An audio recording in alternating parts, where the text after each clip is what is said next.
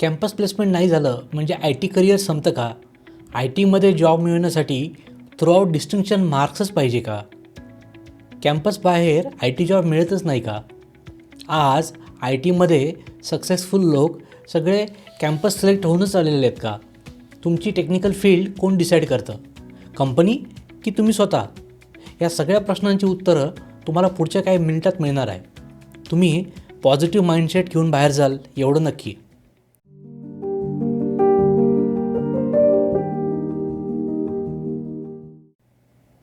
सध्या जे students I टीमधलं education घेत आहेत त्यांना एक सिम्पल क्वेश्चन आहे. जर कॉलेजच्या कॅम्पस प्लेसमेंटमध्ये तुमचं सिलेक्शन झालं नसेल तर खरंच तुमचं आय टी करिअर संपतं का? आजही खूप स्टुडंट्स असा विचार करतात की कॅम्पसमध्ये सिलेक्ट झालो नाही म्हणजे मी अपयशी आहे. काही कारणामुळे तुमचं सिलेक्शन होऊ शकलं नसेल आणि तुम्हालाही असंच वाटत असेल तर हा व्हिडिओ पूर्ण पहा, कारण आज मी तुम्हाला आय टी इंडस्ट्रीची खरी रिॲलिटी सांगणार आहे. बघा तुम्हाला किती पटते ते. सगळ्यात आधी एक गोष्ट क्लिअरली समजून घेऊया. कॅम्पस प्लेसमेंट म्हणजे आय टी करिअरसाठीचा एकमेव एंट्री पॉईंट नाही. तो फक्त एक शॉर्टकट आहे. शॉर्टकट मिळाला तर चांगलंच आहे, पण शॉर्टकट नाही मिळाला म्हणजे रोड बंद झाला असं मुळीच नाही. ज्यांचं कॅम्पस सिलेक्शन नाही झालं तिथे स्टुडंट असं ठरवतात की आता मला जॉबच मिळणार नाही, मी दुसरा एखादा जॉब किंवा व्यवसाय करतो. आता व्यवसाय करायचा विचार करणं काही चुकीचं नाही, पण इथे प्रॉब्लेम असा आहे की हा डिसिजन बाय चॉईस नाही तर त्याने नाविलाजाने घेतलेला असतो. मागील 15 वर्षात मी DBA कन्सल्टंट आणि DBA ट्रेनर म्हणून काम केलेलं आहे.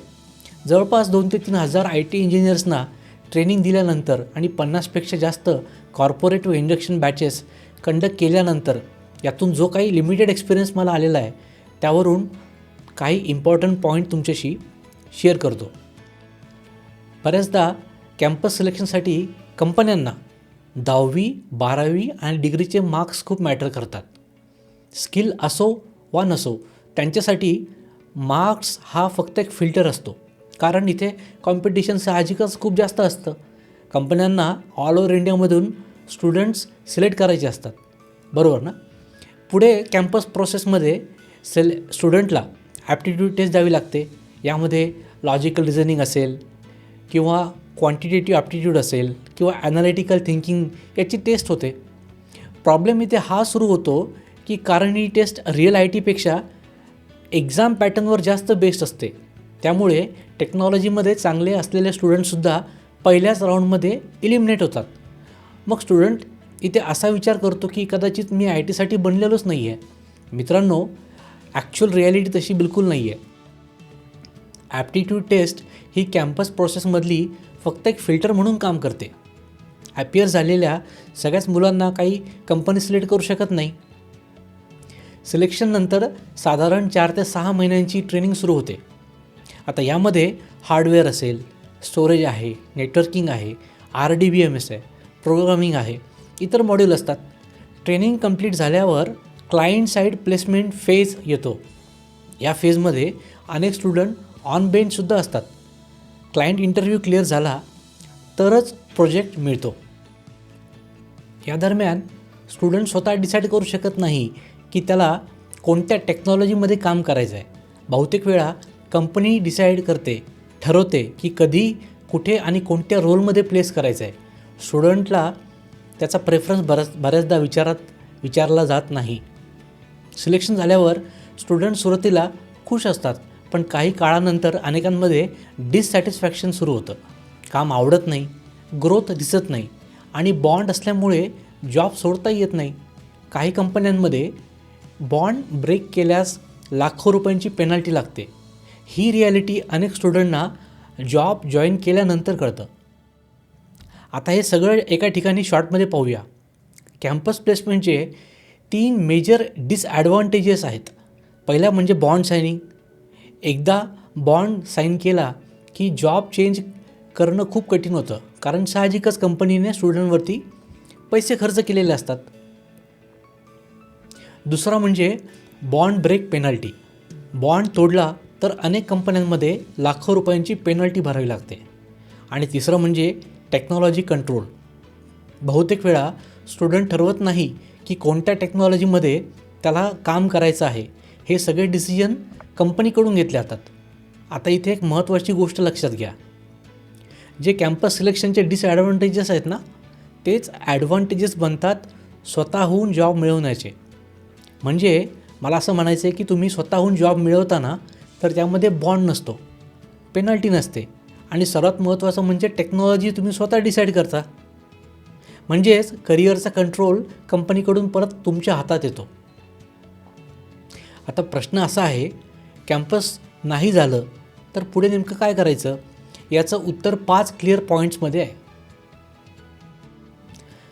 पहिला पॉईंट, टेक्नॉलॉजी फोकस. सगळंच शिकण्याचा प्रयत्न करू नका. एकच टेक्नॉलॉजी निवडा, तीसुद्धा तुमच्या इंटरेस्टनुसार. कारण की डेप्थला व्हॅल्यू आहे, ब्रेडथला नाही. दुसरा पॉईंट, स्किल प्लस प्रूफ. मला येतं म्हणणं पुरेसं नाही. Projects, hands on, practice labs, internships, proof दाखवा. रिझ्यूमवर लिहिण्यापेक्षा इंटरव्ह्यूमध्ये करून दाखवा. तिसरा point, job entry strategy. Campus हा एकमेव गेट नाही आहे. स्मॉल कंपनीज, स्टार्टअप्स असतील, मिड साईज फर्म्स आहेत, लिंक्डइन अप्रोच आहे, रेफरन्सेस, ऑफ कॅम्पस इंटरव्ह्यू, हे सुद्धा पर्याय आहेत.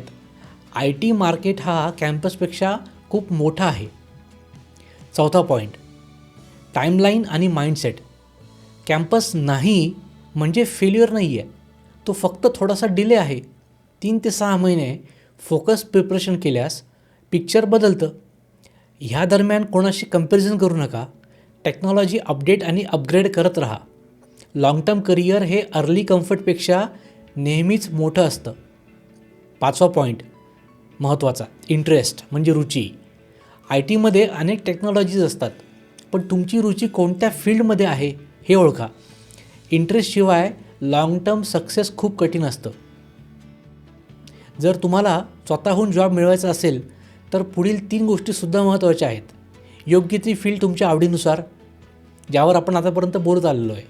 नंतर येतं ते कम्युनिकेशन, इंग्लिश कम्युनिकेशन, आणि ह्या दोघांमधून तयार झालेला कन्व्हिक्शन म्हणजे कॉन्फिडन्स, जो तुमच्या डोळ्यातून आणि बॉडी लँग्वेजमधून इंटरव्ह्यूअरला दिसायला हवा. इंटरव्ह्यूअर म्हणजे इंटरव्ह्यू घेणारा. परत एकदा सांगतो की ज्यांचं कॅम्पस सिलेक्शन झालेलं नाही ना, त्यांनी काळजीच करायची गरज नाही.